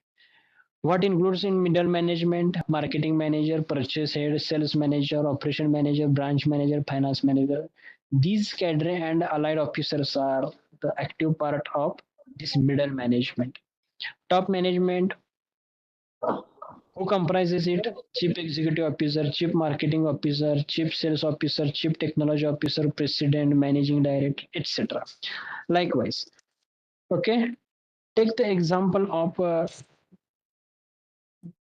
our गव्हर्नमेंट और डेमोक्रेटिक गव्हर्नन्स किंवा अशा पद्धतीने आपण जर विचार करायचा म्हणा, लोकशाही पद्धतीत प्रशासन कसं चालतं, तर त्यामध्ये टॉप मॅनेजमेंट, समजा फॉर एक्झाम्पल टॉप मॅनेजमेंट जर आपण सेंट्रल गव्हर्नमेंटचा विचार केला तर ह्या टॉप मॅनेजमेंट मध्ये कोण असणार? प्राईम मिनिस्टर ऑफिस असेल, त्याचे रिलेव्हंट ऑफिसर्स असतील, ते काय करतात? They are making the policies, they are taking the decisions regarding policy making. Okay, एखादी पार्लमेंट असेल, आपली पार्लमेंट आहे, पार्लमेंटमध्ये सगळे एमपीज वगैरे एकत्र येऊन काय करतात? एक पॉलिसी ठरवतात. रूल्स, रेग्युलेशन, लॉजच्या माध्यमातून ते पॉलिसी तयार करतात. हे पॉलिसी तयार केल्या म्हणजे पॉलिसी बद्दलचा डिसिजन घेतात, बाबा या क्षेत्रामध्ये मला पॉलिसी डिफाईन करायची आहे. त्याच्याबद्दलचं ड्राफ्टिंग कोण करतं? Concerning secretariat. समजा एखादा डिफेन्स मधला काहीतरी निर्णय घेतला तर तो डिफेन्स मिनिस्टरने घेतला असेल तर ते डिफेन्स मिनिस्टर मधलं सेक्रेटरिएट जे आहे ते काय करतं? ते सगळं पॉलिसी ड्राफ्ट करतं, त्याचे रूल्स रेग्युलेशन ठरवतं, इम्प्लिमेंटेशनच्या गाईडलाईन्स ठरवतं. आणि नेमकं 3 नंबरला कोण येतं इथं? तर त्यांच्या खालचे सब ऑफिसर्स ते काय करतात? ऑन ग्राउंड लेवलला ते एक्झिक्यूट करण्याचा प्रयत्न करतात with the help of their concerning workforce. ह्या अशा पद्धतीनं टॉप टू बॉटम ही ऑथॉरिटी खाली येत असते. इथं दाखवलंय बघा हा arrow, authority is highest authority top management to the lowest authority is workforce. Okay, similarly responsibility is from bottom to top. Responsibility मात्र अगदी खालपासून वरपर्यंत ही रिव्हर्स होत जाते. मात्र कशा पद्धतीनं? Responsibility of workforce is hi because they are actually working on ground level, they are actually giving a proper shape or transforming just philosophy or policy into the reality. That's why responsibility of workforce is huge. The responsibility of lower management is a little bit less than workforce, and similarly it will goes on decreasing from bottom to top. Okay, these are the levels of management. I think you have read thoroughly from your study material. Top level management, middle level management, lower level management, and respective functions of levels of management and along with their importances. Okay, यामध्ये काय अजिबात अवघड नाही, फार सोपे concept आहेत. फक्त शांत येणं, रीड करणं आणि त्याचा रिलेव्हन्स कुठं लागतो का किंवा त्याच्यामध्ये काही इम्प्लिमेंटेशन करू शकतो का यामध्ये. ओके, आता इथे आहे फंक्शनल एरियाज ऑफ मॅनेजमेंट. म्हणजेच काय? म्हणजे काय असेल यातून मला काय मी वाचलेलं नाही बरं का, पण मला हे टायटल माहित आहे, फंक्शनल एरियाज ऑफ मॅनेजमेंट. यातून काय असेल यामध्ये मला आयडिया येते. मी तुम्हाला म्हणल्याप्रमाणे की प्रत्येक सेंटेन्सचा आणि शब्दाचा सेल्फ एक्सप्लेनेटरी अर्थ असतो. म्हणजेच काय? मॅनेजमेंटचा फंक्शनल एरिया म्हणजे मॅनेजमेंट कुठल्या कुठल्या एरियामध्ये फंक्शन करणार, मॅनेजमेंट कुठल्या कुठल्या एरियामध्ये काम करणार. लक्षात आलं? असे फंक्शनल एरियाज ऑफ मॅनेजमेंट ते कुठले आहेत? Same again, production management, inventory management, purchase management. Where there is a requirement of a management function, that thing you may implement here or mention your functional areas. Okay. Same business झाले, हे non business झाले, emerging functional areas वगैरे वगैरे जिथे जिथे management आवश्यक आहे ते 3 कॅटेगरीमध्ये केलेलं आहे, business, non business and emerging functionality areas. त्या पद्धतीने हे केलं जातं फंक्शनल एरियाज. मग पुन्हा त्याचं डिटेल डिस्कशन या ठिकाणी दिलेलं आहे, ते एकदा वाचून घेतलं पाहिजे तुम्ही. पुन्हा functional areas of non business detail description. त्यानंतर इमर्जिंग ट्रेंड्स जे म्हटलेलं आहे त्याचं यामध्ये दिलेलं आहे. इमर्जिंग ट्रेंड्स ते कुठलं आहे? Management of public enterprises, event management, management of export import, conflict management. Conflict management is a very vibrant branch nowadays. Why it is so? Because each and every sector having a certain amount of conflict into that, due to which a rise of unionism, union and all will rise only due to having conflict in their inter-employees, intra-employees, between employees and employer, between employer and government. This will give rise to the formation of unions and allied movements and activities. Okay, so that conflict management is very much vibrant and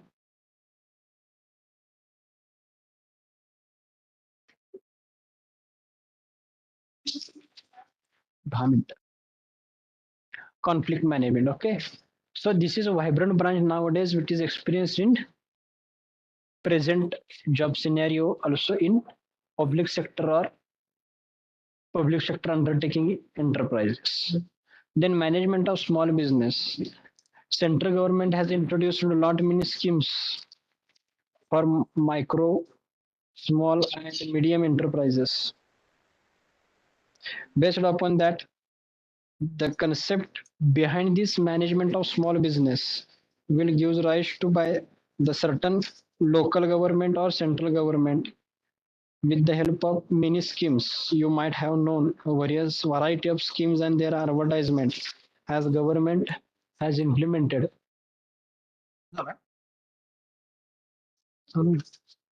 Okay, this will helpful in managing the small business. Our next image emerging will consider by the management of business environment. What do you think? What is exactly meant by business environment? Just give word gives idea about environment, that means not just outside scenario which we have studied in environmental studies and all. Then what is difference between environment and business environment? What do you think? Is there anyone who will give answer? What exactly include business environment? Why it is said that business environment? Impact of the business on the environment. Which environment? Whether it is a natural environment or any other environment.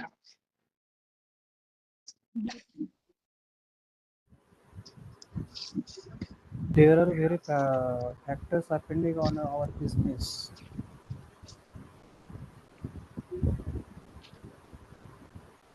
Economy environment. Economical environment. Okay.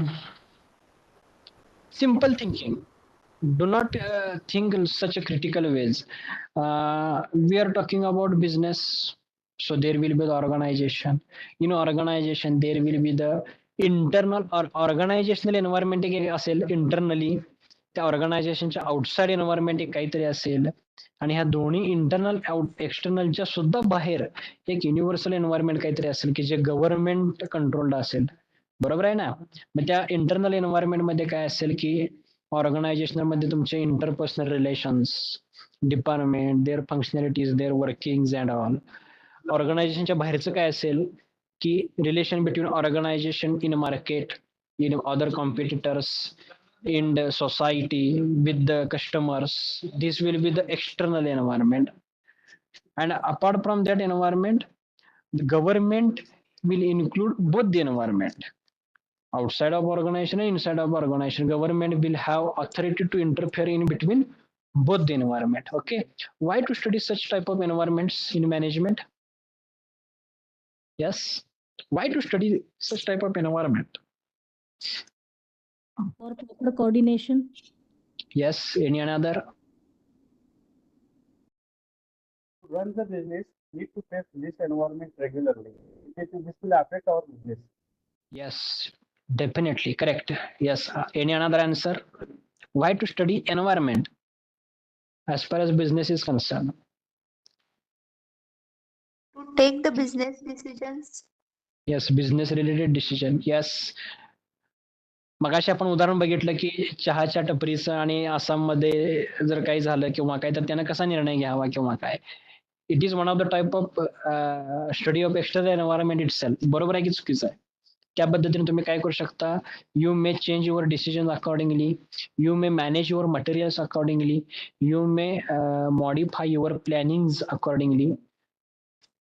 When you can do all these things if you have proper study of a business environment, whether irrespective of it will be the internal environment, external environment, or apart from that environment influenced by the government. Okay, understood? Sir त्याचे proper objective सुद्धा दिलेले आहेत बघा इथे की काय असतील त्याचं. टू टेक बेसिक, आता तुम्ही सांगितलं तेच उत्तर आलं का नाही बघा यामध्ये. Basic knowledge of information to take business decision, policies. आले की नाही उत्तर सांगा तुम्ही. आपण हे क्वेश्चन ओपन केलं होतं का? केलं होतं का?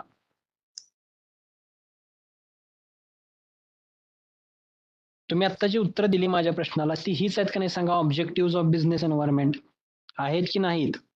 Yes sir. हे उत्तर कसं काय आलं बरं? कोण सांगू शकेल का? तुम्ही अभ्यास केला होता म्हणून आलं की एक लॉजिकल थिंकिंग किंवा थिंकिंगचे एक लिंकेजेस क्रिएट झाली म्हणून आलं? रिलेट केलं सर हे आपल्या बिझनेस आणि हे. मी काय केलं या ठिकाणी? बोलत बोलत बोलत बोलत काही काही कन्सेप्ट को रिलेट केल्या आणि त्यातून काय असेल काय असेल असं म्हणत म्हणत म्हणत विचारांना चालना दिली. बरोबर आहे की नाही केलं? तसंच केलं ना आपण? असंच केलं ना. मग अशा पद्धतीच्या ॲबिलिटीज मला पुन्हा पुन्हा सांगायचं आहे की अशा पद्धतीच्या ॲबिलिटीज कृपया सगळ्यांनी डेव्हलप करण्याचा प्रयत्न करा. विचारांची कडी जर जेव्हा तुम्ही गुंफत जाल, linkages in thought processes will goes on. Definitely that linkages will reach, not only that linkages, it will also reach to you for attaining your objective. Which objective? Clearing of concepts related to management and getting great marks. I am using word great word, great marks in your examinations. Okay, so your objective should not be that to getting more marks in examination. Your primary aim should be like that.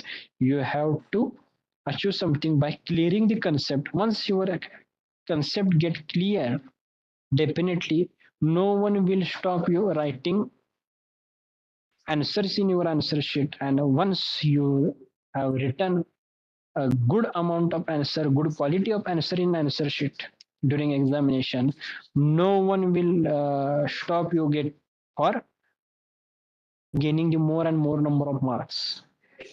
This is also interlinkage with each other. Okay, such type of thought process you have to develop, and that is the beauty of formal management education. Okay, this is significance, that what is the importance or महत्व काय आहे business environment. तेच आहे बघा. To understand internal environment, to understand economic system. आता जी तुम्ही उत्तर दिली ती डायरेक्टली इनडायरेक्टली हीच होती की नाही सांगा मला. मार्केट कंडिशन समजून घ्यायची, इकॉनॉमिक्स पॉलिसी. आपल्याला एक उत्तर दिलं कोणीतरी त्या पद्धतीनं. त्याची वैशिष्ट्ये काय आहेत, एक्सटर्नल फोर्सेस, कॉम्प्लेक्स, या अशा पद्धतीनं हे झालं. तर इथे टाइप्स दिले. टाइप्स ऑफ बिझनेस एन्व्हायरमेंट काय आहेत, इंटरनल एन्व्हायरमेंट मध्ये काय आहेत. आता तुम्हाला सांगितल्याप्रमाणे लक्षात कसं ठेवायचं बघा. बिझनेस एन्व्हायरमेंट मी काय सांगितलं, एक organization as a boundary consider केली तर इंटरनल ऑर्गनायझेशन म्हणजे ऑर्गनायझेशनच्या आत असणाऱ्या ऍप्लिकेबल गोष्टी, आणि एक्सटर्नल ऑर्गनायझेशन किंवा एक्सटर्नल ऑर्गनायझेशन एन्व्हायरमेंट म्हणजेच एक्सटर्नल एन्व्हायरमेंट ह्या ऑर्गनायझेशनच्या बाहेरच्या बाजूच्या. म्हणजेच काय सांगतो, इंटरनल एन्व्हायरमेंट मध्ये विदिन ऑर्गनायझेशन काय असतात, फायनान्शियल रिसोर्सेस, ह्या काय कुठे मार्केटमध्ये उपलब्ध नसणार आहेत. Within organization physical and human resources. Physical resource म्हणजे machineries and materials and all the resources, and human resources means employees. Objective of business, it is another internal thing. Work environment, corporate image, labor management, research and development, technology, all these are related to the within organizational things. That's why it is categorized under internal environment. Okay, and similarly for external environment there are two another subcategories, micro and macro. Micro means, who is from science background, how you calculate these micro things? Huh? Micro means 10 raised to how many amount? Very little thing. Very little. 10 raised to, I think 10 raised to minus 5 minus 6. Micro. That means what is the main concept of micro environment? It is a minute thing, very very little, infinitesimally small thing comes under micro environment. Which are those? Suppliers, customer, competitors. Okay, these are the your micro environment externally. Which are macro? Macro means huge, exactly opposite to the micro. Which are the economic environment? This is for whole country. Non-economic environment or socio-cultural environment, this is for whole region. Legal environment, this is also centrally defined. International environment, it includes whole world as compared to your customer. Okay, in a micro environment these macro factors are tremendously huge. Your customer may be local, but legal environment may be spread worldwide. International environment is also limited to the whole world, not only limited to your just market. Okay, that's why in external environment it is again bifurcated in between macro environment and micro environment. Understood how to remember all these things? You have to just take into consideration that you have organization as a boundary. Within organization or internal environment, outside organization there are two factors, micro and macro. Okay, these are the description of that chart. You may thoroughly read it later on. Competitor, marketing intermediate, public. Similarly, macro environment, again its detailed description are there. Legal environment and international environment. Yes. Technological environment, political environment. Then social responsibility of management. What is meant by social responsibility? Social responsibility of management can be defined as obligation and commitment of manager to take steps for protection and improvement of services welfare along with protecting their own interest. आपण समाजाची काहीतरी देणे लागतो असे एक मराठीमध्ये म्हटलं जातं. Why it is so? Because our development, our growth has been only came into realization due to direct or indirect influence of a society. Okay, that's why when you become that much enough competent, so you have to give a certain share to society, back to the society, because due to that society you have achieved this. समजलं? उदाहरणार्थ आपण अगदी साधं उदाहरण घेऊ, चहाच्या टपरीचं. आपण मगाशी वारंवार तेच घेतोय, बरोबर? का चहाची वेळ झाली की काय म्हणणार आणि कोणास ठाऊक.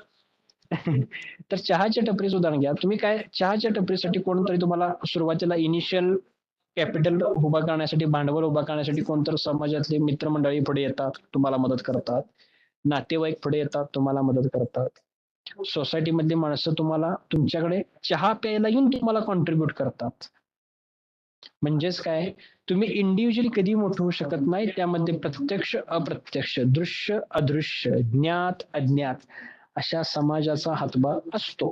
त्या जाणीवेतून सोशल रिस्पॉन्सिबिलिटीची कन्सेप्ट आलेली आहे. It is originated in India itself. When you entered into your second year, there is one subject, Indian ethos, which is related to the our rich ancient Indian behavioral aspects and study of all that aspect under the heading of Indian ethos. In that, it is introduced that how Indian culture is rich and highly advanced in ancient days, so that its implementation in nowadays business, how it is important, how to implement it in nowadays. That study you have to do in your second years. So its main concept is the social responsibility of management. We have heard that CSR, corporate social responsibility, okay, like that. Definition has given concept of social responsibility, first level, second level, third level, fourth level of social responsibility. Okay, steps of social responsibility as given. Read it thoroughly. Just like pure concept of giving something back to the society from where you have achieved something, you have gained something, and give them something to back as a gratitude.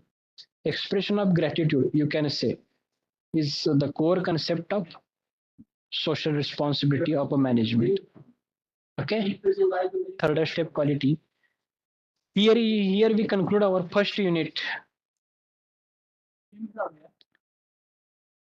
These are for just the sake of checking your progress, fill in the blanks. Such type of questions will not be there in our university examination, but you have to solve this to check your knowledge level and be enough competent with the terminology you have just learned through this unit number 1.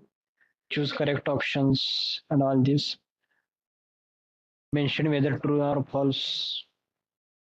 Here it is a summary of whole unit. Glossary, important meaning of terminologies. What is meant by management? Plan means what? Level of management what? Social responsibility of management means what? Okay. And here are the exercise. Define term management function in brief. Such type of questions will be there in our university examination, also in assignments. Write a short notes.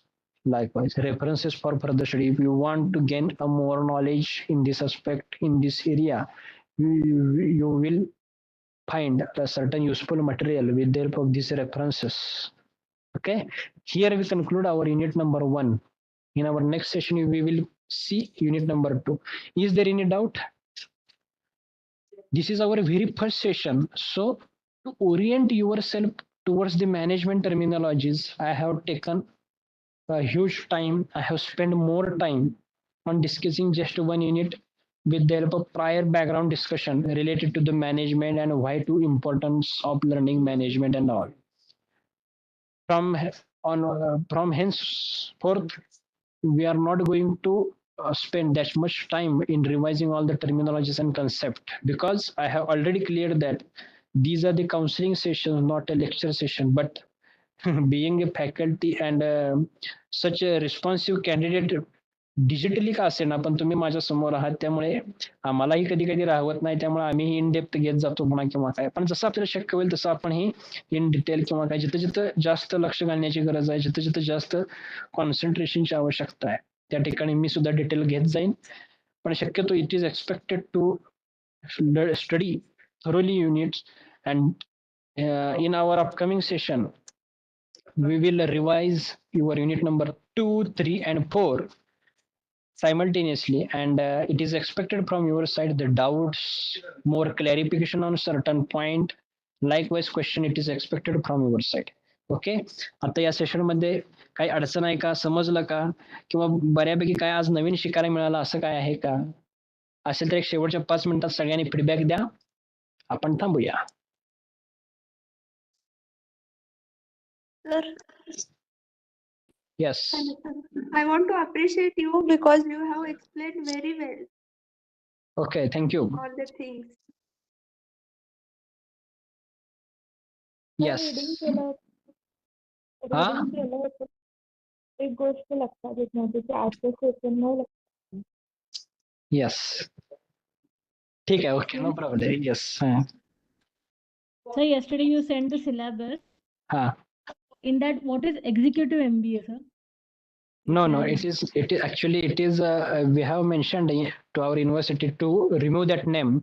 Actually, 5 years ago there was another program that is executive MBA. Those are from class 1 and class 2 having government experience of more than 2 years. For then it was run by university. Now actually it is not a part and parcel of our syllabus, not a part and parcel of as far as nomenclature is concerned. Just forget it, ignore it. Yes, sir, because in electives there was an option which I was considering. No. Just ignore it. We have to just focus from paper number 1 to 8. That's enough. Thank you, sir. Yes, okay.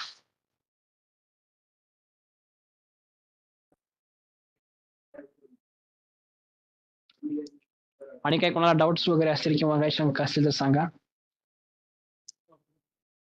Can you share this PDF in a WhatsApp community? Its hard copy is already along with you. At the time of admission itself, we have distributed the same study material. So no need to share this PDF and all. I think so. Because what happened, those who are very honest and really want this, that fraction of amount will utilize it to proper, fair and conscious manner. Otherwise, there is a danger of its misuse because it is a property of a Shivaji University and it's a property of your own. So no one third party should be included or no one a third party be interfered into the university and student. So that's why to maintain that precaution, it is not expected to give the soft copy of such self-learning material. That's why university spend huge amount in typesetting, offsetting, printing the hard material and giving you physically. That is the purpose behind that. Okay. Yes. Any another? Sir जशा प्रकारे तुम्ही सांगितलं जे point clear केले आपल्याला त्याप्रमाणे आपण ते पॉइंट समजून घेऊन आता ऑब्जेक्टिव्ह किंवा प्रिन्सिपल त्याप्रमाणे आपल्या भाषेत आपण जेवढं अंडरस्टँड केले त्या प्रकारे आपण क्वेश्चन सॉल्व्ह करू शकतो ना. करू शकतो. Yes, it is expected. Actually, it is expected to write answer in your own words. Okay. Highly appreciated. जर तसं तुम्ही उत्तर लिहिलं तर आणि you will definitely get a result through your result sheet. Yes. म्हणजे युनिट 1 युनिट 2 त्याच्यामध्ये आता दिसताना मोठा पुस्तक दिसते पण अंडरस्टँडिंग करून दिलं तर ते आपल्या भाषेत कम्प्लीट होऊन जाईल. अगदी सोपं आहे.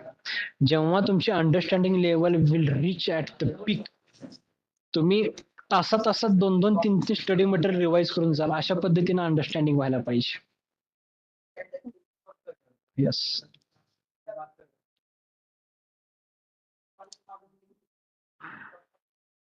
येस. Any another? तर युट्यूबला चॅनलचं नाव काय आहे? लिंक शेअर केलेली आहे, त्यावरती जाऊन बघा आता. तर मला ते ऍडमिशन बद्दल विचारायचं होतं. तुम्ही बोलला होतात की ते स्टेटस काय आहे याबद्दल PDF शेअर करतो म्हणजे कुणाचा TC राहिलाय कुणाचं ते हे राहिलंय त्यासाठी म्हणजे आम्हाला लक्षात येईल ना कन्फर्म झालंय की नाही ते. बरोबर आहे. झालंय कसं 70% काम आमचं तुमचे आलेले TC आणि आमच्या इथे जमा झाले TC याचा जो टॅली आहे त्याचं 70% काम पूर्ण झालेलं आहे. 30% काम आमचा स्टाफ अजूनही चालू आहे. समजा मी आता आहे त्या स्थितीत जर यादी डिक्लेअर केली तर राहिलेला जो 30%चा जो स्लॅब राहतोय त्यातल्या 30%तल्या विद्यार्थ्यांनी मी काय म्हणणार नॉट रिसिव्ड, पण त्या 30%तल्या विद्यार्थ्यांनी जर रिसिव्ह केलं असेल तर ते उगाच पॅनिक होणार, ते पुन्हा विद्यापीठाशी सतत कम्युनिकेट करणार, जमा केलेला असून सुद्धा का नाही म्हणणार वगैरे वगैरे अशा गोष्टी टाळण्यासाठी. Because why we take such type of great care because you are a distance learner, not a regular student. आमचा प्राईम इम्पॉर्टन्स किंवा प्राईम मोटिव्ह काय असतो की तुम्हाला विद्यार्थ्यांना कमीत कमी त्रास व्हावा, कमीत कमी विद्यापीठाकडे यावं लागावं. शक्यतो आम्ही येऊच नाही असं म्हणतो का तिथल्या बसल्या काही गोष्टी व्हाव्यात किंवा काय अशा पद्धतीने वैयक्तिक माझा तरी कटाक्ष असतो. त्यामुळे तसं जर नाही झालं किंवा काय तर भविष्यात तशा पद्धतीच्या तक्रारी वाढू शकतात. सर आम्ही जमा केले तरी पण तुम्ही यादीत नाही टाकले किंवा त्यामध्ये 70% काम आहे ते 100% पूर्ण होऊ दे. आमच्याकडची टॅली पूर्ण झाली की आम्ही डेफिनेटली म्हणल्याप्रमाणे मी ती यादी आपल्या कम्युनिटीवरती ओके, थँक्यू. शेअर करतो. यस. टिवल डिग्री घेत आहे, मग नंतर आता MBA ला TC अप्लाय केले आणि हा. मग ड्युअल डिग्रीचा फॉर्म कुठं भरावा लागेल ते ऑनलाईन का तिथे येऊन? ड्युअल डिग्रीची कन्सेप्ट लक्षात घ्या. According to the new gazette declared by the UGC in October November 2022 काय सांगितलं जातं त्यामध्ये की कोणतेही 2 प्रोग्राम तुम्ही सायमल्टेनियस करू शकता. मग आता यामध्ये आपल्या विद्यापीठाने इनिशिएट घेऊन एक ड्युअल डिग्रीचा फॉर्म केलेला आहे. तर त्यामध्ये काय सांगितलेलं आहे की जो पहिला प्रोग्राम असेल की ज्या ठिकाणी तुम्ही TC जमा केलेला असेल तो तुमचा पहिला प्रोग्राम असेल, त्या ठिकाणी काही प्रॉब्लेम नाही. जो दुसरा प्रोग्राम असेल ज्या ठिकाणी TC तुम्ही जमा नाही करू शकत का तुम्ही ऑलरेडी तो पहिल्या प्रोग्रामला जमा केलेला आहे, बरोबर. अशा केसमध्ये तो ड्युअल डिग्रीचा फॉर्म भरायचा. पहिल्या प्रोग्रामच्या ठिकाणी तुमचे HOD असतील, प्रिन्सिपल असतील कॉलेजचे किंवा विद्यापीठातले कोण हायर ऑथॉरिटीज असतील, ज्या संस्थेत तुम्ही पहिल्या प्रोग्रामला ऍडमिशन घेतलेलं त्या संस्थेच्या अथॉरिटीचा सही शिक्का तिथं घेऊन दुसऱ्या प्रोग्रामच्या ठिकाणी देणं. ह्याचा अर्थ काय, it is a indirect proof. काय सांगतो ते प्रूफ की तुम्ही तुमचा TC पहिल्या प्रोग्रामला जमा केलेला आहे, त्यामुळे आम्ही दुसऱ्या प्रोग्रामला देऊ शकत नाही, बरोबर. त्यामुळे ज्या ठिकाणी तुमचं पहिलं ऍडमिशन असेल तो तिथं तुमचा TC जमा असेल तिथं पहिला प्रोग्राम म्हणून येणार आणि जो दुसरा प्रोग्राम आहे ज्या ठिकाणी तुम्ही TC पहिल्यांदा जमा केले असल्यामुळे इकडे जमा करू शकत नाही असा प्रोग्राम हा दुसऱ्या प्रोग्राम मध्ये असणार. लक्षात आलं. आणि ज्या ठिकाणी TC जमा करू शकत नाही त्या ठिकाणी तो फॉर्म जमा करायचा ड्युअल डिग्रीचा. मग ते आता भरणं चालू आहे का युनिव्हर्सिटीमध्ये? हो, कारण आहे. PNR आहे ना आता MCOM चं, मग आहे सर आहे आहे आहे आहे चालू आहे. येस. चालेल. वी विल स्टॉप हिअर आणि पुढच्या सेशनला जेव्हा आपण भेटू त्यावेळेला सगळ्यांनी हँड रेज केली पाहिजे की आम्ही स्टडी करून आलेलो आहे. Yes. Okay, all the best. We will stop here. Sir. Yes, okay, thank you. Yes.